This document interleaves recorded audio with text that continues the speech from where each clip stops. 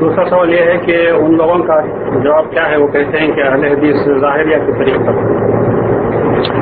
یہ ایک اتہام ہے اہل حدیثوں پر.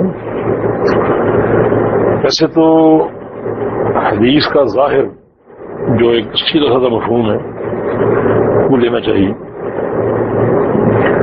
بغیر کسی تعویل کے. بیشتر لوگ ایسے ہیں جن کے منہج میں تعویل ہے، حدیثوں میں تعویل کریں گے اور تعویل کے ذریعے کوشش کریں گے کہ حدیث اور قول امام میں مطابقت پیدا ہو جائے.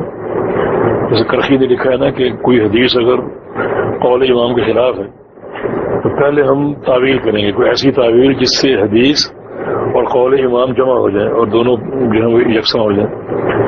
اور اگر تعویل نہ ہو سکی تو پھر وہ ہم کہیں گے کہ حدیث منسوخ اور قول امام ناسخ ہے. یہ بھی ایک بہت بڑی جسارت ہے. تو اہل حدیث کو یعنی ظواہر کہنا یا ظاہریہ کہنا، اگر تو اس معنی میں کہ ہم بغیر کسی تعویل کے ظاہر حدیث کو لیتے ہیں. مثلا نبی علیہ السلام کا فرمان آ گیا کہ لا صلاۃ الا بفاتحۃ الکتاب، کہ سورہ فاتحہ کے بغیر کوئی نماز نہیں ہوتی. بالکل سادہ سی چیز ہے اور سیدھا سا ایک مفہوم ہے.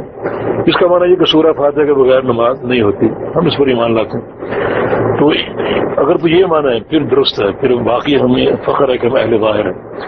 اور اگر اس سے مراد یعنی ظاہری ایک فرقہ ہے، اس کی تقلید ہے، تو پھر ہم اس کا انکار کرتے ہیں. داؤد الظاہری ایک محدث گزرے ہیں جو یعنی ظاہر حدیث کو لیتے تھے اور اس میں وہ کچھ غلو کر کے زیادہ.